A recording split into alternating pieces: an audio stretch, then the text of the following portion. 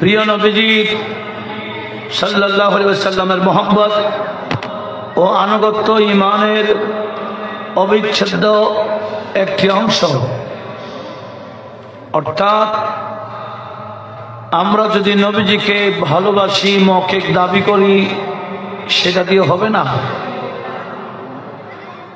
ভালোবাসার দাবির প্রমাণ হবে নবীজি যা আদেশ দিয়েছেন, যা নিষেধ করেছেন, সেগুলা যথাযথ পালন করা।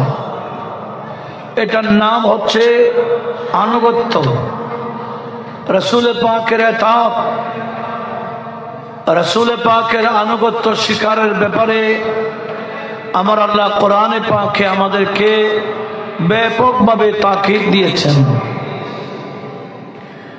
আয়াতে কারিমা, বহু আয়াতে কারিমা রয়েছে। আমি কয়েকটি আয়াত আপনাদের সামনে উপস্থাপন করতে যাব ইনশাআল্লাহ।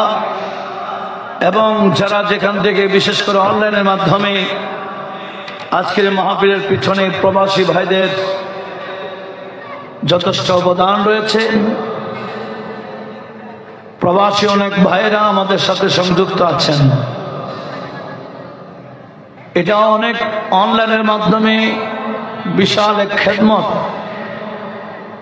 আল্লাহ পাক সুবহানাহু ওয়া তাআলা যারা যেভাবে আজকের মাহফিলের পিছনে শ্রম দিয়েছেন, সহযোগিতা করেছেন দেশ থেকে এবং প্রবাসী হয়ে, দুনিয়া আখিরাতে সবাইকে উত্তম বদলা দান করুক। বলুন আমিন। আমিন। দেশের পরিস্থিতি খুব বেশি খারাপ। আমরা সবাই মিলে এই ধরনের অনুষ্ঠানে দেশের জন্য দোয়া করা অতীব প্রয়োজন হয়ে পড়েছে। সম্মানিত হাজিরিন, আমরা তো ওয়াজ শুনি, কিন্তু ওয়াজগুলো আমল করি না। সে ওয়াজ আমরা মুখস্থ করি না, ধারণ করি না। ওয়াজ শুনি মাঠে ময়দানে, সে মাঠে ওয়াজগুলা রেখে খালি হাতে বাড়িতে ফিরে যায়। এই ওয়াজ আমল যদি আমরা করি, ব্যক্তিগত জীবনে, পারিবারিক জীবনে, সমাজ জীবনে যদি আমরা ওয়াজ বাস্তবায়ন করতে পারি, তাহলে সেটি হবে আমাদের জন্য নাজাতের বড় একটা ওসিলা। আল্লাহ আমাদের সবাইকে সেদিকে লক্ষ্য রাখার তৌফিক দান করুক। একটু মোহাম্মতের আওয়াজে বলি না আমিন। কোরআনে পাকে রব্বুল আলামিন ইরশাদ করেছেন, আউযু বিল্লাহি মিনাশ শাইতানির রাজীম, ওয়া মান ইউতি'িল্লাহ ওয়া রাসূলাহু ফাকাদ ফাযা ফাওজান আযীমা। যারা আল্লাহ এবং রাসূলের আনুগত্য স্বীকার করে, আল্লাহ পাকের আদেশ নিষেধ, রাসূলের পাকের আদেশ নিষেধ যথাযথভাবে পালন করে, আমার আল্লাহ বলে ফাকাদ ফাযা ফাওজান আযীমা, এরা বড় কামিয়াবি লাভ করতে পারে। একটু জোরে বলুন সুবহানাল্লাহ। নারায়ে তাকবীর, নারায়ে রিসালাত, নারায়ে গাউসিয়া, প্রধান আগমন, শুভেচ্ছা স্বাগতম।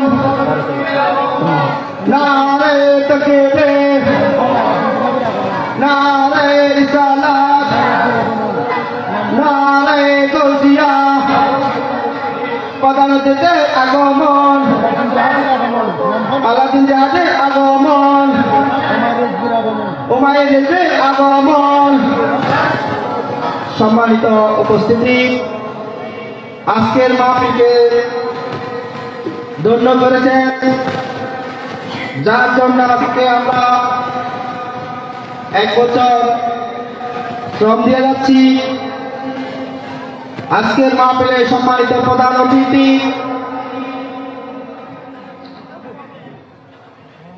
আত্মাহিয়া মুজারিয়া সুন্নি আলিয়া মাদ্রাসার সম্মানিত পরিচালক, বিশিষ্ট মিডিয়া ব্যক্তিত্ব, আন্তর্জাতিক খ্যাতি সম্পন্ন বক্তা, হযরতুল হাজ আল্লামা গাজী মুফতি আলাউদ্দিন জাহাজি মাদাজিদুল আলী সাহেব ইতিমধ্যে আমাদের মাঝে উপস্থিত হয়েছেন।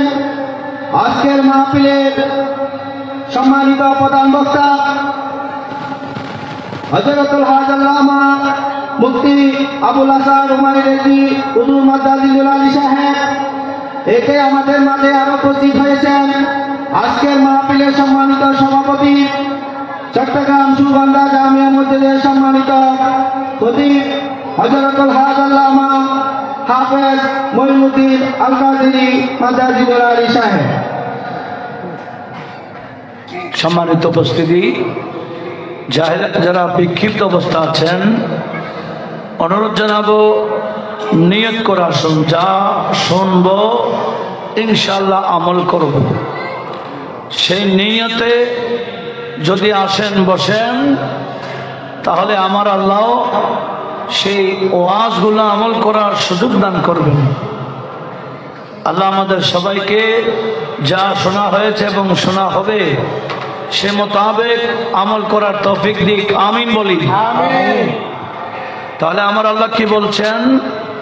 বাস্তবিক পক্ষে যারা আল্লাহ এবং রাসূলের আনুগত্য স্বীকার করবে, আল্লাহ এবং রাসূলের আদেশ নিষেধ যথাযথভাবে পালন করবে, রব্বুল আলামিন বলেন এরা বড় কামিয়াবি অর্জন করেছে, এরাই এরাই সফলতা অর্জন করেছে, এরা জান্নাতে যাওয়ার মধ্যে কোনো সন্দেহ নাই। জোরে বলুন সুবহানাল্লাহ। বড় কামিয়াবি হলো আল্লাহ জান্নাতের কথা বলতে বলতে যালিকা হুয়াল ফাউজুল আযীম, ফাউজুল কবীর, বিভিন্ন আয়াতে আল্লাহ বলেন জান্নাতে ঢুকে যেতে পারাই এটাই হলো বড় কামিয়াবি। তো জান্নাতে কিভাবে যাব? আল্লাহ এবং রাসূলের আদেশ এবং নিষেধ যথাযথ আমরা যদি পালন করি। যদি পালন না করি তাহলে একটু আরেকটি আয়াত শুনি। আমার আল্লাহ বললেন ইয়াউমা তুকাল্লাবু উজুহুম ফিন্নার, ওই দিন তাদের চেহারাগুলো জাহান্নামের মধ্যে এভাবে পরিবর্তন করা হবে, জাহান্নামে তাদেরকে নিক্ষেপ করা হবে। জাহান্নামে যাওয়ার পরে ইয়াকুলুন, এরা বলবে ইয়া লাইতানি, হায় আফসোস, আতানাল্লাহ ওয়া আতানার রাসূলা, আতানাল্লাহ ওয়া আতানার রাসূলা, হায় আফসোস, হায় আফসোস, আমরা যদি আল্লাহ এবং রাসূলের আনুগত্য স্বীকার করতাম, আল্লাহ এবং রাসূলের যথাযথ আদেশ নিষেধ পালন করতাম, তাহলে আজকে আমাদেরকে জাহান্নামে আসতে হতো না, আমরা জাহান্নামে আসতাম না। ওই জাহান্নামীরা জাহান্নামে গিয়ে আফসোস করবে। উচ্চ আওয়াজে বলুন নাউজুবিল্লাহ। সেদিন জাহান্নামে গিয়ে বলি ইয়া লাইতানি, হায় আফসোস, আতা'না আল্লাহ ওয়া আতা'না রাসূলা, ইস আমরা যদি আল্লাহ এবং রাসূলের আদেশ নিষেধগুলো পালন করতাম। তো জাহান্নামে গিয়ে আফসোস করলে কি লাভ হবে? কোনো লাভ নেই। এখনো যদি আমরা অতীতের জীবনের উপর আফসোস করে বাকি জীবনটা শুধরাইতে পারি, এখনো কামিয়াবি অর্জন করার অবশ্যই সুযোগ রয়েছে। একটু জোরে বলুন সুবহানাল্লাহ। ওয়াজের উদ্দেশ্য সেটা, ওয়াজের উদ্দেশ্য সেটাই, আমরা যাতে ভুলগুলো চিহ্নিত করে শুধরাবো এবং আগামীতে কোনো ভুল করব না। আল্লাহ এবং রাসূলের আদেশ নিষেধ পালন করেই চলবো। এটাই হবে আমাদের জন্য বড় কামিয়াবি। এটাই হলো ওয়াজের সার্থকতা। এখন তো আমরা ওয়াজ শুনি কিন্তু আমল করি না। আর যারা আল্লাহ এবং রাসূলের যথাযথ আনুগত্য স্বীকার করে, আমার আল্লাহ ইনাদের ব্যাপারে কি বলেছেন?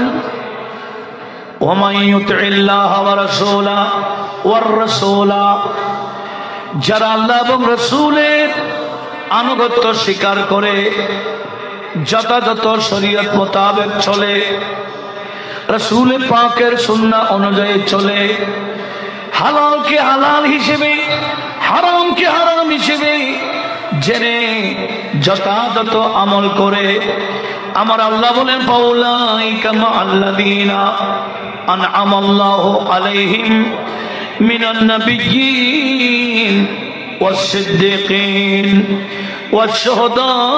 ওয়াশ-শুহাদা'i ওয়াস-সালিহিন। দেখেন আমার আল্লাহ বলেন যারা দুনিয়ার মধ্যে আল্লাহ এবং রাসূলের যথাযথ আনুগত্য স্বীকার করেছে, আদেশ নিষেধ মেনে নিয়েছে, পালন করেছে, এরা কিয়ামতের ময়দানে কার সাথে থাকবে? আল্লাহ বলেন ফাউলাইকা মাআল্লাযীনা আনআমাল্লাহু আলাইহিম, ওই বান্দারা আখিরাতে ওই সমস্ত বান্দাদের সাথে থাকতে পারবে যাদেরকে আমার আল্লাহ বিশেষ নিয়ামত দিয়েছেন। জোরে বলুন সুবহানাল্লাহ। দুনিয়াতে আল্লাহ এবং রাসূলের আনুগত্য স্বীকার করলে আখিরাতে কাদের সাথে থাকতে পারবে? যাদেরকে আমার আল্লাহ বিশেষ নিয়ামত দিয়েছেন। তো বিশেষ নিয়ামত কাদেরকে দিয়েছেন? আমার আল্লাহ একটা মিন দিয়ে এটার বয়ান করছেন। কি বললেন? মিনান নাবিয়্যিনা ওয়াস-সিদ্দীকিনা ওয়াশ-শুহাদা'i ওয়াস-সালিহিন। আখিরাতে তারা নবীদের সাথে থাকতে পারবে, সিদ্দিকদের সাথে থাকতে পারবে, শহীদদের সাথে থাকতে পারবে, আল্লাহর ওলিদের সাথে থাকতে পারবে। এদের সাথে থাকতে পারা আল্লাহ বলে ওয়া হাসুনা উলাইকা রাফিকা, এদের সাথে আখিরাতে থাকতে পারা, এদের সঙ্গী হতে পারা, এটা কতই না উত্তম এবং হতে পারা। সিদ্দিক শহীদ ওলিদের সাথে থাকতে পারা এটা কতই না সুন্দর। এইনাদের সাথে কখন থাকতে পারবো? আল্লাহ এবং রাসূল যা আদেশ করেছেন, যা নিষেধ করেছেন, এগুলা যদি যথাযথ আমরা পালন করি। একটু জোরে বলি এখন তো আমরা নামের মুসলমান। কিসের মুসলমান? আমরা নামের মুসলমান। খায়রুল বাশার নাম, খায়রুন নেসা নাম। খায়রুল বাশার মানে মানুষের মধ্যে শ্রেষ্ঠ, নাম হলো শ্রেষ্ঠ মানুষ। খায়রুন নেসা মহিলাদের মধ্যে শ্রেষ্ঠ নামে। ওই খায়রুন নেসা নামাজ পড়ে না, খায়রুন নেসার পর্দা নেই। এ কথা কি অবাস্তব না বাস্তব? বাস্তব। খায়রুল বাশার নামাজ পড়ে না, খায়রুল বাশার শরীয়তের ধার ধারে না, নাম খায়রুল বাশার, কাজ ইবলিশের। তার নামের সাথে কাজের কোনো মিল আছে? নয়। নামে মুসলমান হলে হবে না, বাস্তবিক পক্ষে মুসলমান হওয়া চাই। এই দুনিয়াতে আল্লাহ আমাদেরকে পাঠিয়েছেন, পরীক্ষা চলছে আমাদের জন্য, পরীক্ষা চলছে। এখানে ইনশাআল্লাহ টাইম মোতাবেক জামাত হবে। আমরা জামাতের 5 মিনিট আগে ছেড়ে দিব। এখানে কেউ উঠবেন না, জামাতের 5 মিনিট আগে আমরা বিরতিতে যাব, একসাথে জামাত পড়ে আবার বসবো ইনশাআল্লাহ। সবাই বলেন ইনশাআল্লাহ। একটু লক্ষ্য করুন, মনোযোগ কামনা করছি। আজকে আমরা কেউ ইহুদির মতো চলি, কেউ নাসারার মতো, আমাদের মা বোনদেররা হিন্দুদের মতো চলে। এ কথা অবাস্তব না বাস্তব? হিন্দুদের নায়ক নাটকগুলো, ধারাবাহিকগুলো, এদের বিভিন্ন অনুষ্ঠানগুলো আমাদের মা বোনরা দেখে, এমনকি চলন ধরন, ওঠা বসা, সামাজিক বিভিন্ন কাজকর্ম, এমনকি বিয়ে শাদীর অনুষ্ঠান, আমাদের এই অনুষ্ঠানগুলোকে আমরা বিধর্মী অনুষ্ঠান দিয়ে সাজাই। কথা বলুন ঠিক কিনা? নাম হলো বলে বিয়ে নবীর সুন্নাত, নবী সুন্নাহ বলে বিয়ে করতে যায়, আর বিয়ের আগে পরে ইহুদি নাসরা হিন্দু কালচার দিয়ে আমরা ভরপুর করে রাখি। একটু বড় আওয়াজে বলুন না নাউজুবিল্লাহ। তাহলে নবী সুন্নাহ দাবি করে লাভ কি?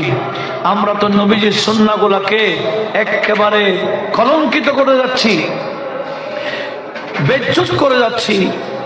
আর কতদিন এভাবে আমরা চলবো? এগুলা তো আমাদের পরীক্ষা চলছে। আমরা কি আমাদের পরীক্ষার মধ্যে ফেল মারবো?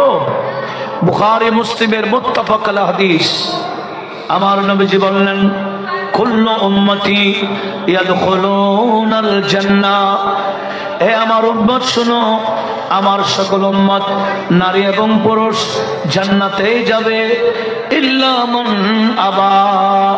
হ্যাঁ, যারা অস্বীকার করবে এরা জান্নাতে যেতে পারবে না। সাহাবায়ে কেরাম বললেন, ইয়া রাসূলুল্লাহ, এদিকে আপনি উম্মতি বললেন, আপনার উম্মত বললেন, আবার অস্বীকার কিভাবে? অস্বীকার করলে আপনার উম্মত কিভাবে হয়? নবীজি বললেন, আয় আমার উম্মত শোনো শোনো, আয় আমার সাহাবেরা শোনো, মান আতানি দাখালাল জান্নাহ। যে আমার আদেশ নিষেধ পালন করে চলে। আমি ব্যক্তিগত জীবনে কিছু আদেশ দিয়েছি, পারিবারিক জীবনে কিছু আমার নির্দেশনা রয়েছে, সমাজ জীবনে আমি নবীর আদর্শ রয়েছে, এমনকি রাষ্ট্রীয় জীবন কিভাবে গঠন করতে হয় আমি নবীর রাষ্ট্রপ্রধান হয়ে সেটা প্র্যাকটিক্যাল তালিম দিয়েছি। উম্মত শোনো, যারা বাস্তবিক পক্ষে আমি নবীর আনুগত্য স্বীকার করে আমার আদেশ নিষেধ পালন করে দাখালাল জান্নাহ, এরা জান্নাতে যাওয়ার সুযোগ আছে। ওয়া মান আসানি, আর আমি যা বলেছি সেগুলা পালন করে না, বরঞ্চ আমি যা নিষেধ করি সেগুলা আরো ভালো করে করে আমি নবীর আদেশ নিষেধ যথাযথ পালন করে না, নবীজি বলেন এরা জাহান্নামে যাবে, কোনো সন্দেহ নাই। উচ্চ আওয়াজ বলি নাউজুবিল্লাহ। সেজন্য আমার নবীজি বলেছেন, মান আহাব্বা সুন্নতি ফাকাদ আহাব্বানি। যে আমি নবীর সুন্নাহকেই ভালোবাসলো সুন্নাহ আদায় করার মাধ্যমে। নবীজির সুন্নাহ আছে কিনা একটু কথা বলি। ব্যক্তিগত জীবনও নবীজির সুন্নাহ নাই, আছে বলেন? পারিবারিক জীবনে ঘুম থেকে ওঠা থেকে শুরু করে ঘুম যাওয়া পর্যন্ত সুন্নাহ তরিকা, সুন্নাহ পন্থা আছে কিনা? আমরা কি নবীজির সুন্নাহ অনুযায়ী জীবন গঠন করি? করি না, নিজেরাও করি না, ছেলে মেয়েদেরকে এগুলা শিখাই না। এ কথা কি অবাস্তব না বাস্তব? কিভাবে ঘুম যাইতে হয়, কি পড়ে কি দোয়া পড়তে হয়, কিভাবে ঘুম যাইতে হয়, নবীজির একটা প্র্যাকটিক্যাল শিক্ষা আছে কিনা? আমরা নিজেরাও শিখি না, ছেলে মেয়েদেরকে এগুলা শিখাই না। ঘুম থেকে উঠবো কিভাবে, ঘুম থেকে ওঠার পরে কি বলবো, প্রথমে বাথরুমে গেলে ওয়াশরুমে গেলে কিভাবে ঢুকবো এবং বের কিভাবে হব, এটা নবীজির একটা প্র্যাকটিক্যাল শিক্ষা আছে কিনা? একটু জোরে বলা আছে কিনা? ওয়াশরুমে গেলে কিভাবে পবিত্রতা অর্জন করতে হয় এটা নবীজি আমাদেরকে তালিম দিয়েছেন। ইহুদিরা হাসাহাসি করত, তারা বলতো যে মুসলমানের নবী এটা কেমন নবী, মা ওয়াশরুমে কি করতে হয় এটা শিখাইতে হয়। একটু জোরে বলুন না নাউজুবিল্লাহ। পবিত্রতা কিভাবে অর্জন করতে হয় আমার নবীজি সেটাও আমাদেরকে শিখিয়েছেন। এগুলো নিয়ে ইহুদিরা হাসতো, এমনকি সাহাবারা মন ছোট করে আমাদের নবীজির কাছে এসে বললেন, কি বললেন? ইয়া রাসূলুল্লাহ, ইহুদিরা আপনার এই তালিম, আপনার এই শিক্ষা নিয়ে হাসাহাসি করে। আপনি ওয়াশরুমে কিভাবে ঢুকবেন, কিভাবে বের হবেন, পায়খানা করলে কিরকম পবিত্রতা, প্রস্রাব করলে কিভাবে পবিত্রতা, কি রকম কেমন করতে হয় এগুলা যে আপনি আমাদেরকে শিখান, এগুলা নিয়ে ইহুদিরা হাসাহাসি করে। তো নবীজি বলেন হাসুক, এরা এদের কাজ করুক, আমরা আমাদের কাজ করব। আমি তোমাদের বাবা, আনা লাকুম মিথলুল ওয়ালিদি, আমি তোমাদের জন্য বাবার মতো। বাবা যেভাবে সন্তানকে তালিম দেই, আমি নবী তোমাদেরকে তালিম দিচ্ছি। আমি তোমাদের শিক্ষক, বিদায় একজন শিক্ষক প্রত্যেকটা বিষয় শিখাবে। এটা নিয়ে হাসাহাসি করলে এদের ব্যাপার, আমরা আমাদের এই প্রশিক্ষণ জারি রাখবো। একটু জোরে বলুন। নবীজি হলেন আমাদের জন্য শিক্ষক, আর নবীজি বলেন আমি তোমাদের জন্য বাবার মতো। কিসের মতো? বাবা। কিছু বান্দা, নবীর কিছু উম্মত নবীকে বড় ভাইয়ের মতো শ্রদ্ধা করতে চায়। আমার নবীজি বললেন আমি তোমাদেরকে তোমাদের বড় ভাইয়ের মতো না, আনা লাকুম মিথলুল ওয়ালিদি, আমি তোমাদের জন্য বাবার মতো। বাবাকে যেভাবে শ্রদ্ধা করতে হয়, আমি নবীকে সেভাবেই শ্রদ্ধা করা লাগবে। একটু জোরে বলুন। কিছু বান্দারা যুক্তি দেয়। কি দেয়? যুক্তি কি বলে? কোরআনে পাকে আছে ইন্নামাল মুমিনুনা ইখওয়া, মুমিন মুমিন ভাই ভাই, আমরাও মুমিন, নবীও মুমিন, বিদায় আমরা এবং নবী ভাই ভাই। তবে নবীজি অনেক আগের, আমরা অনেক পরের, সেজন্য নবীকে বড় ভাইয়ের মতো শ্রদ্ধা করতে হবে। উচ্চ আওয়াজে বলুন নাউজুবিল্লাহ। এগুলা কারা বলেছেন?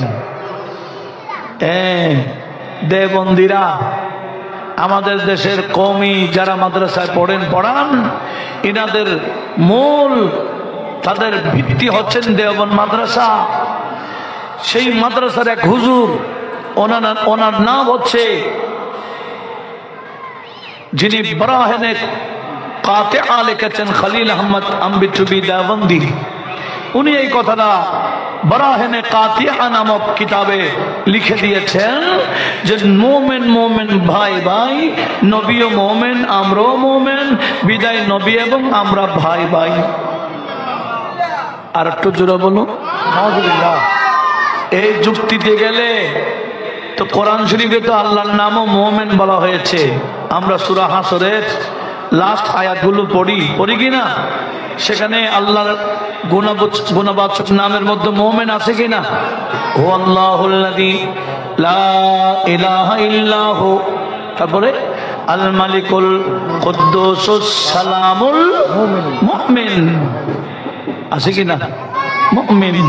মুমিন এটা কার সিফত? কার? তো আল্লাহ তো মুমিন। তো ইন্নামাল মুমিনুনা ইখওয়া, আল্লাহ মুমিন, আমরাও মুমিন, ভাই ভাই লাগাইতে পারবেন? যুক্তি যেখানে সেখানে চলে না। কথা বলুন ঠিক না? এগুলার আকল নাই, এরা আকলহীন। যেখানে সেখানে নিজেদের বিয়াকলি ঘোড়া দৌড়াতে চেষ্টা চালায়। আল্লাহ এই মুসলিম মিল্লাতকে বোঝার তৌফিক দিক, আমিন বলেন। তো নবীজি বলেন আনা লাকুম মিথলুল ওয়ালিদ, আমি তোমাদের জন্য বাবার মতো, আমি তোমাদেরকে তালিম দিব, এমনকি ওয়াশরুমের তালিমও আমি নবী দিচ্ছি। একটু জোরে বলুন। আজকে কিছু নবীজির তালিমের উপর আলোচনা আমরা শুনবো, যাতে এগুলো আমরা প্র্যাকটিক্যাল আমাদের অন্তত প্রত্যেকে ফ্যামিলিতে নবীজির তালিমগুলো আমরা বাস্তবায়ন করতে পারি। ছোট ছেলেদেরকে ছোট থেকে যদি নবীজির তালিমটা দেওয়া যায়, এরা বড় হয়ে আর বিধর্মী কালচার নিয়ে ঘুরবে না। কথা বলুন ঠিক কিনা? নবীজির সুন্নাহ শিখাইতে হবে ছোটকাল থেকে। এই যে খাবার শুরু করতে হয় বিসমিল্লাহ পড়ে, এটা যদি ছোটকাল থেকে বাচ্চাদেরকে অভ্যাসী বানাই দেন, ছোট বাচ্চাদেরকে যদি অভ্যাস করাই দেন, আমার ছেলেরা মেয়েরা কিছু পান করতে গেলে, কিছু খাইতে গেলে বিসমিল্লাহ পড়ে পান করবা, খাইবা, এটা নবীজির সুন্নাহ। কারণ বিসমিল্লাহ পড়ে শুরু করলে ইবলিস সেখানে আর মুখ দিতে পারে না, ইবলিস খাইতে পারে না। এটা যদি তাদের ব্রেনে ঢুকাই দিতে পারা যায়, মরণের আগ পর্যন্ত খাইতে গেলে, পান করতে গেলে বিসমিল্লাহ পড়া কখনো ছাড়বে না। কথা বলুন ঠিক কিনা? কি বলছিলাম? এই যে নবীজির যে সুন্নাহগুলো আছে আমাদের সবাইকে, এখানে কি 8টা না 15টা জামাত? হ্যাঁ,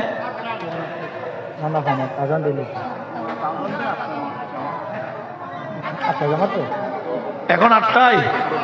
আচ্ছা, ইনারা জানবেন, ঠিক আছে। আমরা 8টা বাজার 5 মিনিট আগে যাবো ইনশাআল্লাহ। বলেন ওকে কেন বলছেন? ওকে না কি ইনশাআল্লাহ? একটু জোরে বলেন কি ইনশাআল্লাহ? এগুলো আমাদেরকে ওকে টকে এগুলো ছাড়তে হবে, এগুলো নবীজির সুন্নাহ নয়। উচিত না তাহলে পাইলেন সমাধান। একটু আমরা কি নামাজ এখানে পড়বো না কেন? আচ্ছা ঠিক আছে, তাহলে এখন আজান দিয়ে দিই।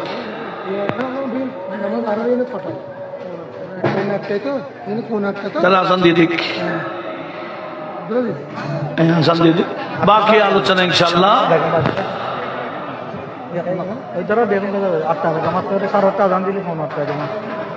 ঠিক আছে, এখন আজান হবে।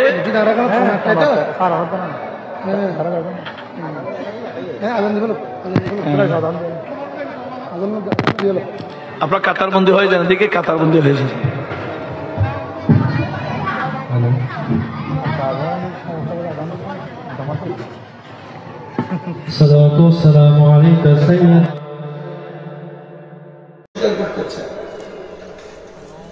এরা হলো বদনসিব।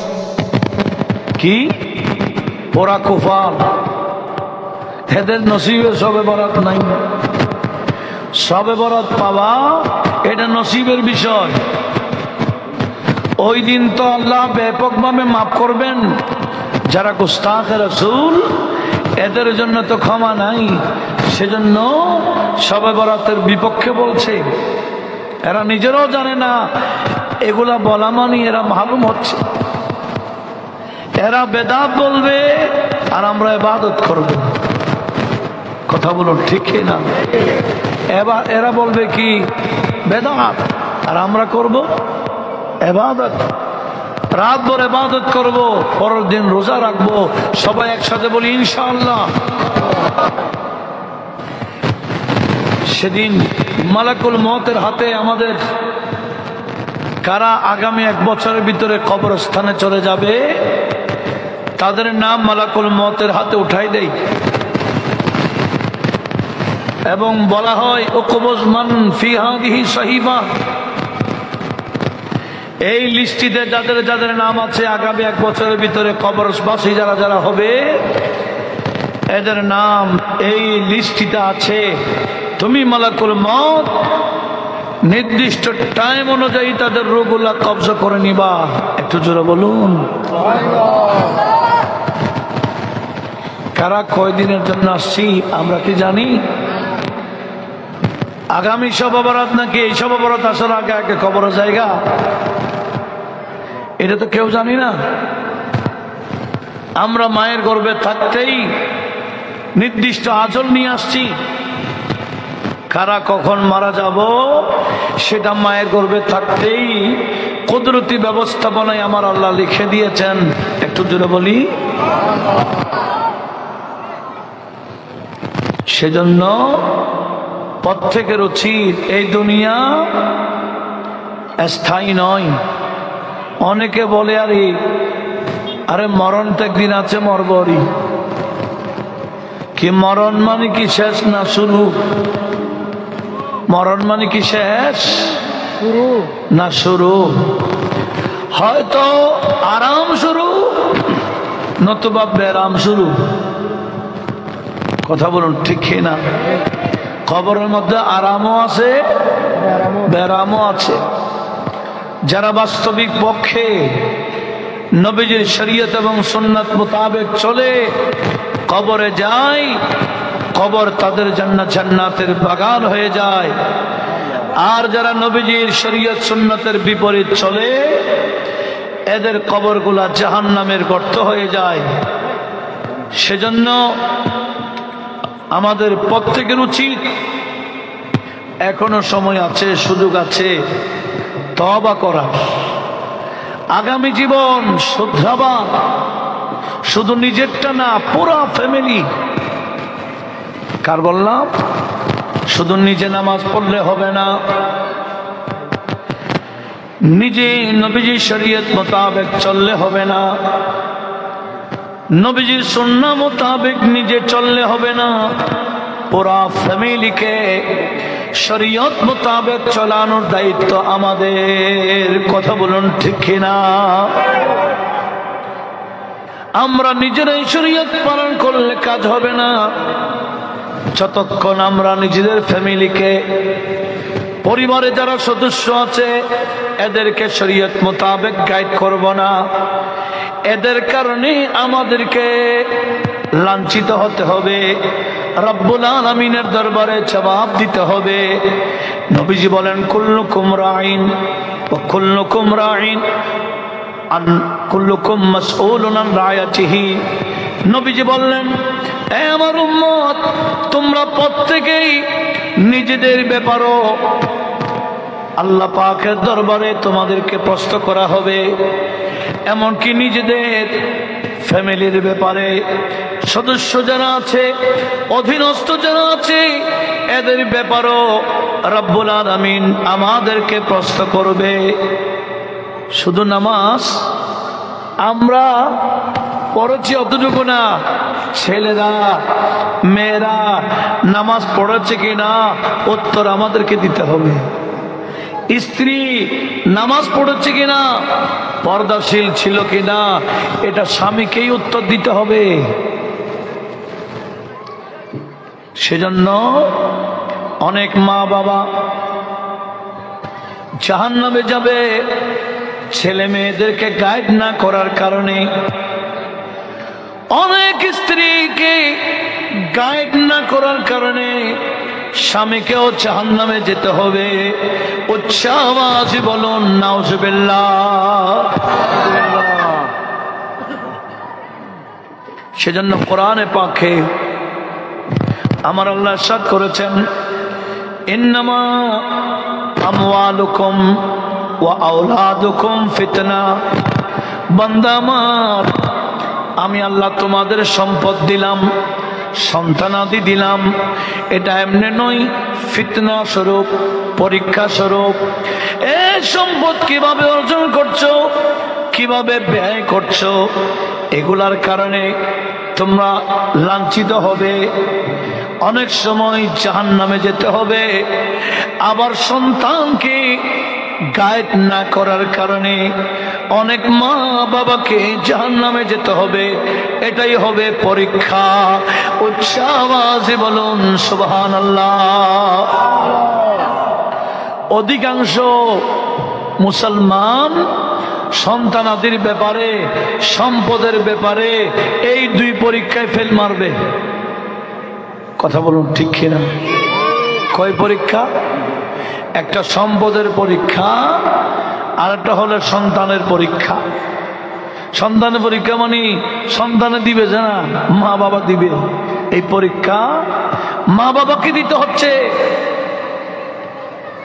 সেজন্য সন্তান, প্রত্যেকটা সন্তানকে শরীয়ত মোতাবেক গাইড করা, এটা মা বাবার কর্তব্য, গার্ডিয়ানের দায়িত্ব। একটু জোরে বলি না সুবহানাল্লাহ। একটু লক্ষ্য করুন,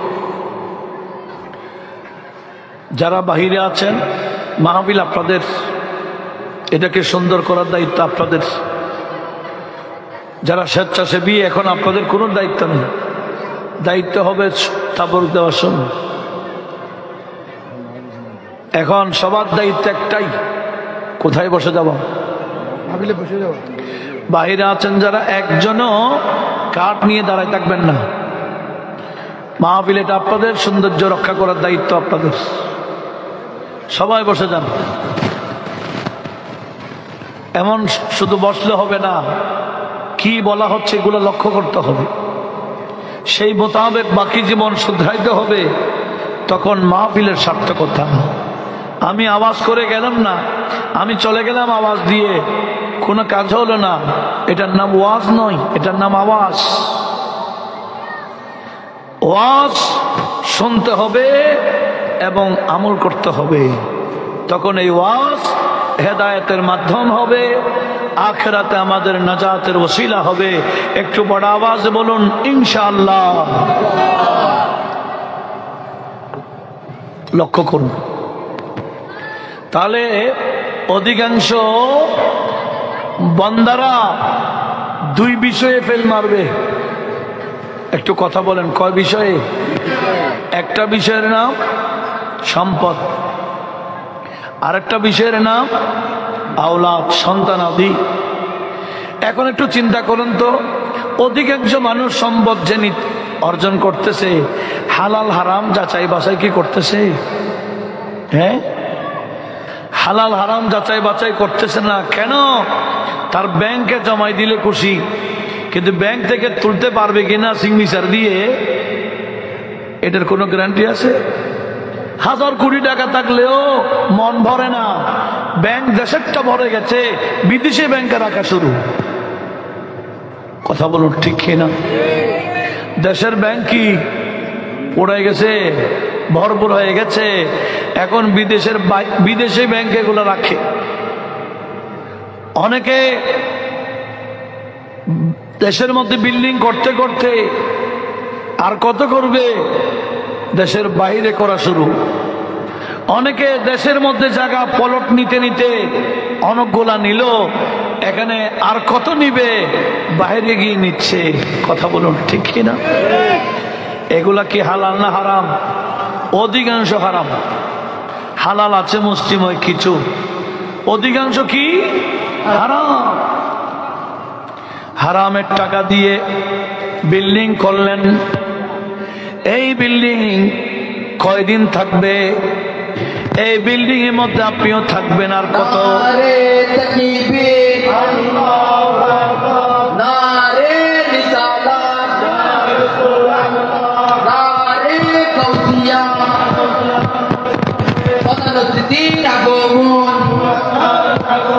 শুভেচ্ছার স্বাগত, নারে তাকবীর, নারে রিসালাত, নারে গাউসিয়া। অনভিন্ন অনভিন্ন।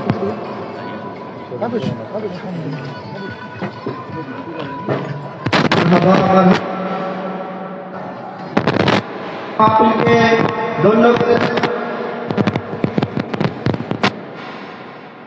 বিশিষ্ট মিডিয়া ব্যক্তিত্ব, আন্তর্জাতিক খ্যাতি সম্পন্ন বক্তা, আফতাহিয়া মুজাদ্দিয়া সুন্নি আলিয়া মাদ্রাসা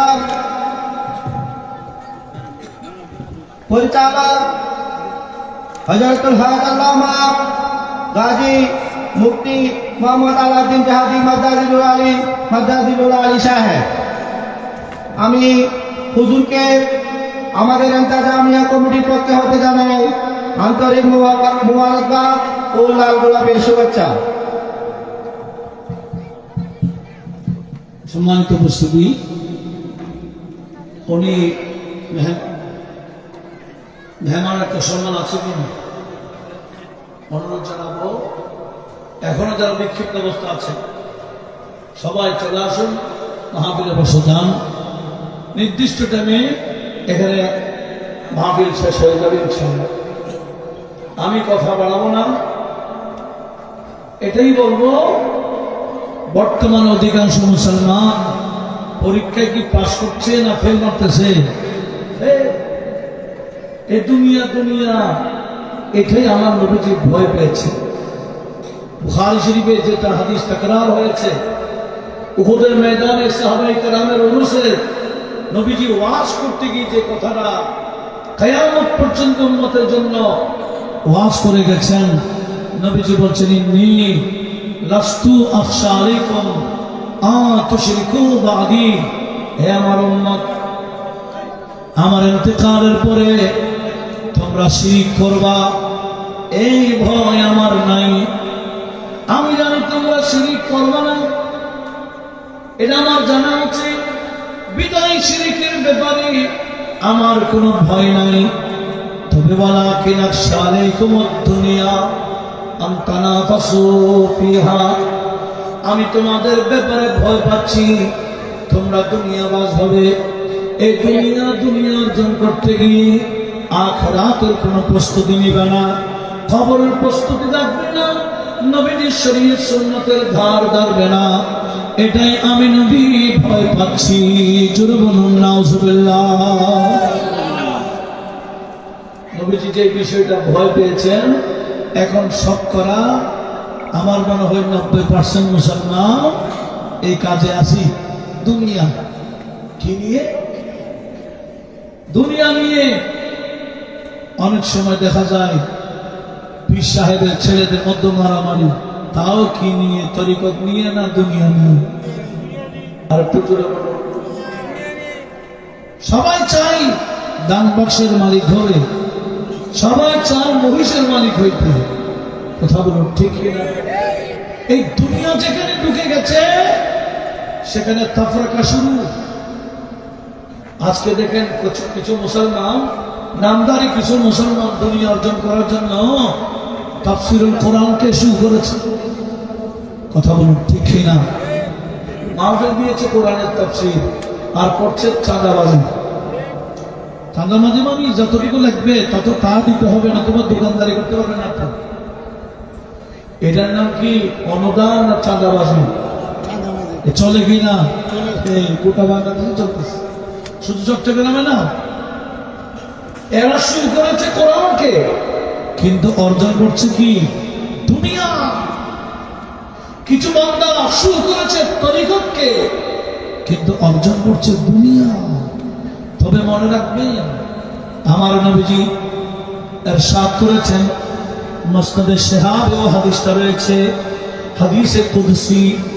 আমার আল্লাহ দুনিয়াকে ডাক দিয়ে বললেন, ইয়া দুনিয়া মুররি আলা আউলিয়াই।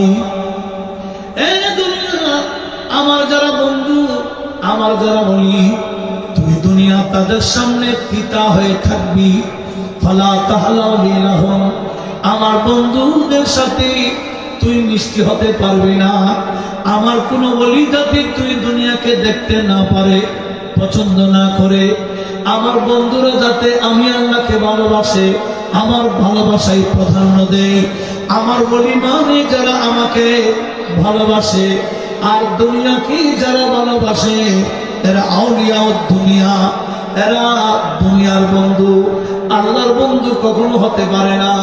আল্লাহর ওলিদের বড় মাপকাঠিদের মধ্যে বড় একটা মাপকাঠি হলো, ওলিউল্লাহদের মধ্যে দুনিয়ার কোনো লালসা নাই। জুড়ে বলুন ইতিপূর্বে যত আউলিয়া কেরামের জীবনে আপনি দেখেন না কেন, এদেরকে মানুষ হাদিয়া দেয়, তোহবা দেয়, এরা ব্যাংকে জমা করে না। এরা এই টাকাগুলো নিজস্ব ব্যাংকে জমা দেয় না,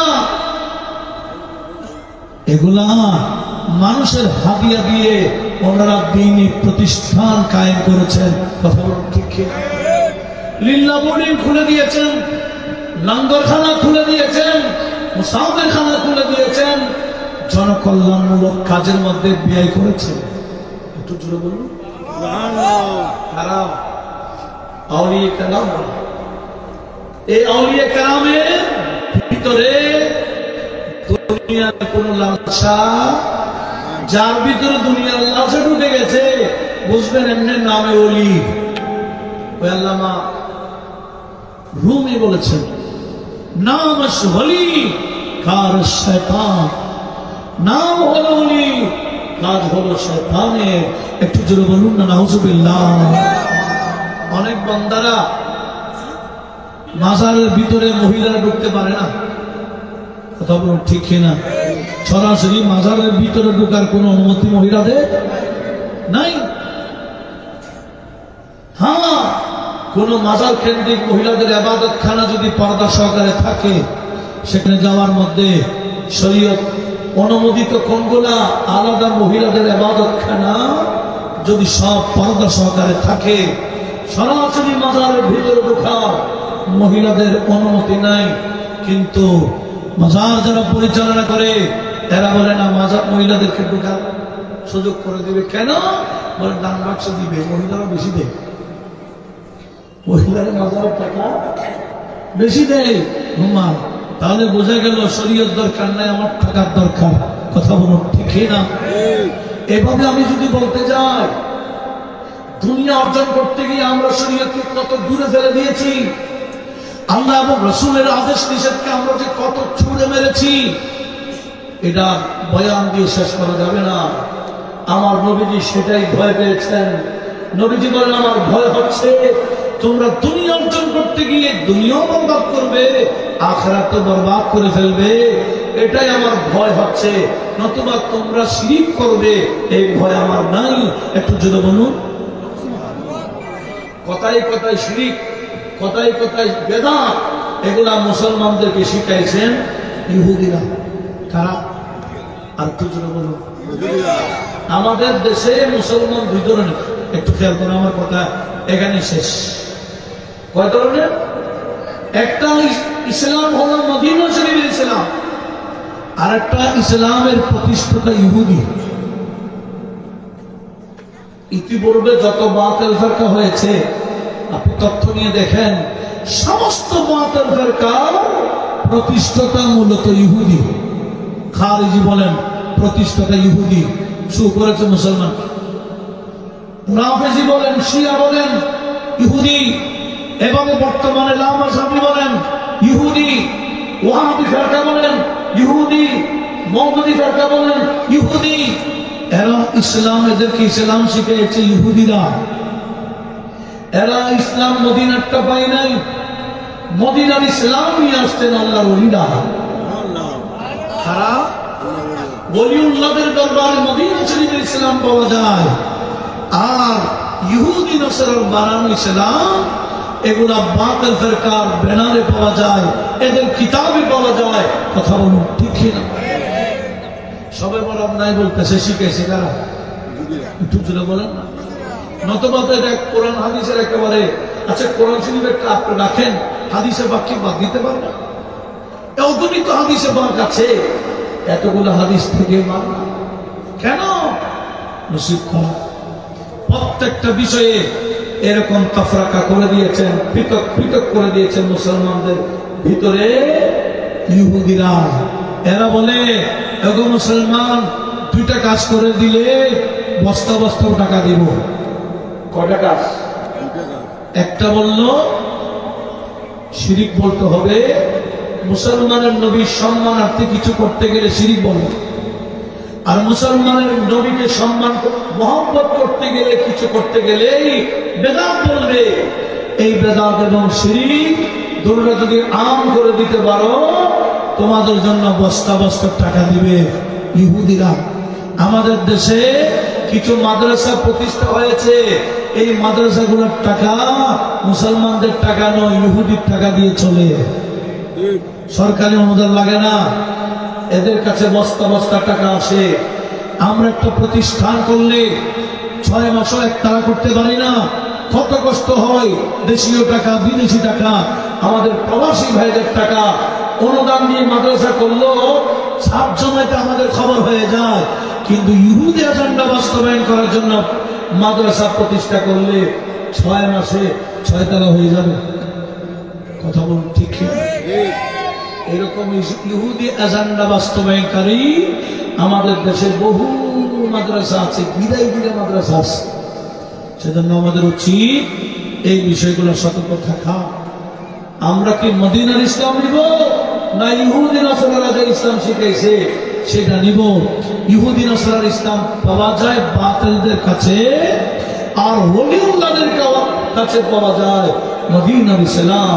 আল্লাহ পাক সুবহানাহু ওয়া তাআলা আমাদের সবাইকে মদিনার ইসলাম যাতে আমরা নিজেরাও ধারণ করি, ফ্যামিলিকে আমরা ছোটকাল থেকে আকীদা শিখাই, ওলিউল্লাহদের শ্রদ্ধা শেখায়, নবীদের তাজিম এবং মহব্বত শেখায়। আল্লাহ সে তৌফিক আমাদের সবাইকে দান করুক, আমিন। ওয়া মা আলাইনা ইল্লাল বালাগ ওয়া আখিরু দাওয়ানা আলহামদুলিল্লাহি রাব্বিল আলামিন। আসসালামু আলাইকুম ওয়া রাহমাতুল্লাহি ওয়া বারাকাতুহু। মারহাবা মারহাবা। এতক্ষণ যাবৎ গুরুত্বপূর্ণ আলোচনা নিয়ে তকরির পেশ করেছেন হযরতুল হাজ আল্লামা মুফতি আবুল হাসান মোহাম্মদ উমাইর ইবনে মাদাদুল আলী সাহেব।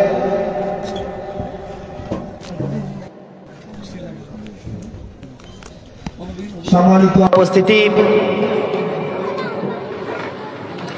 এখন নাতে মুস্তাফা সাল্লাল্লাহু আলাইহি সাল্লাম পাঠ করবেন মোহাম্মদ রাফি।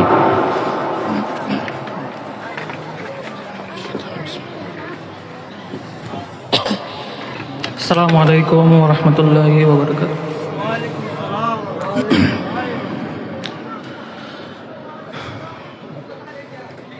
সাল্লে আলা রাসূলিনা সাল্লে আলা মুহাম্মাদিন সাল্লে আলা হাবিবিনা সাল্লে আলা।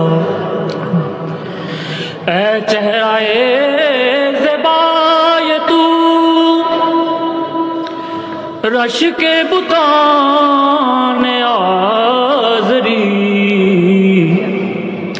ہر چند وصفت می کنم در حسن زابلا تری، صلی علی رسولنا صلی علی محمد صلی علی حبیبنا۔ خسرو غریب است و گدا افتاد در شہر شما، باشد کے از بحر خدا سوئے غریبا بنگری، صلی علی رسولنا صلی علی محمد صلی علی حبیبنا صلی علی۔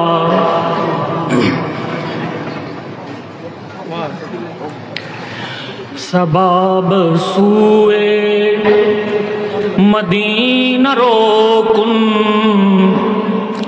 عظیم دعا گو سلام برخان سباب سوئے۔ এই কালামটা হচ্ছে হযরত খাজা নিজামউদ্দিন মাহবুব আলাইহির কালাম, 700 বছর আগের কালাম। এটা চেষ্টা করবেন বোঝার জন্য। এটা সকালের বাতাসকে কেন্দ্র করে নিজামউদ্দিন মাহবুব আলাইহি বলতেছেন যে তুমি আমার সালামটা রাসূল পাকের রওজা আকদসে পৌঁছায় দিবা, সেই উদ্দেশ্যে কিছু উনি বলছেন। সবাব সুয়ে মদিনা রোকুন, সবাব সুয়ে মদিনা রোকুন আযি দুআ গো সালাম বরখান بگرد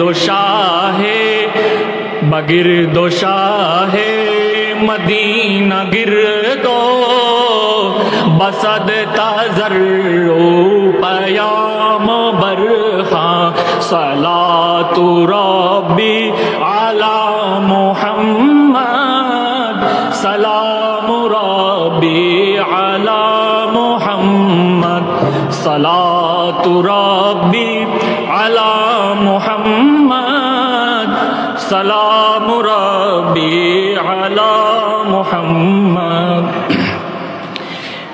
بشوز منصورت مثالی بشوز منصورت مثالی نماز بگزر اندر آجا بلہن خوش سورہ محمد بلہنے خوش سورہ محمد تمام اندر قیام برخاں صلاۃ ربی علی محمد سلام ربی علی محمد بے باب رحمت گہے گزر کن بے باب رحمت گہے گزر کن بے باب جبریل گہا جبی سا سلام ربی علی النبی سلام ربی علی النبی گہے بے باب سلام برخاں صلاۃ ربی علی محمد سلام ربی علی محمد بلہن داؤد ہم نباشو بنا لو درد آشنا شو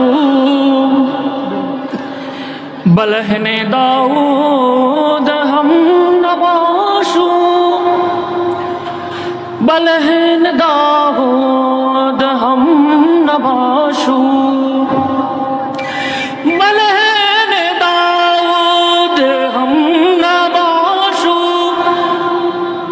بنا لو درد آشنا شو ببزم پیغم ببزم پیغم بری غزل را ز عبد عاجز نظام برخاں ببرد ببزم پیغمبری غزل را ز عبد عاجز نظام برخاں صلاۃ ربی علی محمد سلام ربی علی محمد السلام علیکم ورحمۃ اللہ وبرکاتہ মারহাবা মারহাবা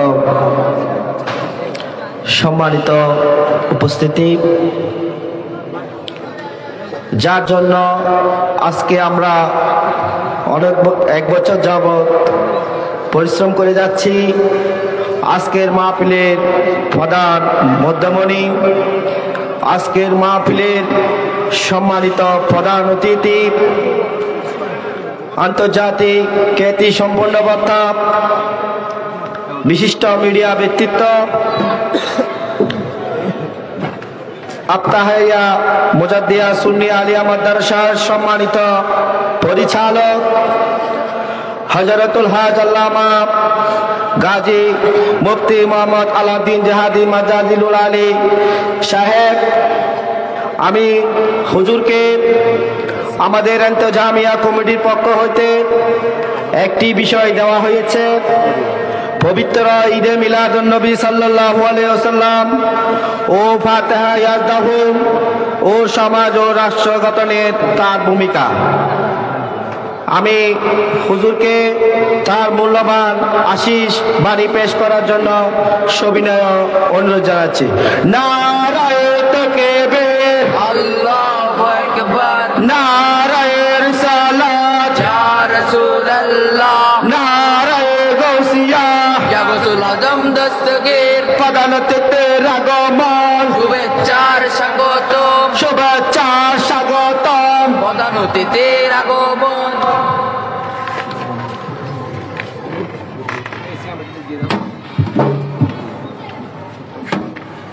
السلام عليكم ورحمة الله وبركاته.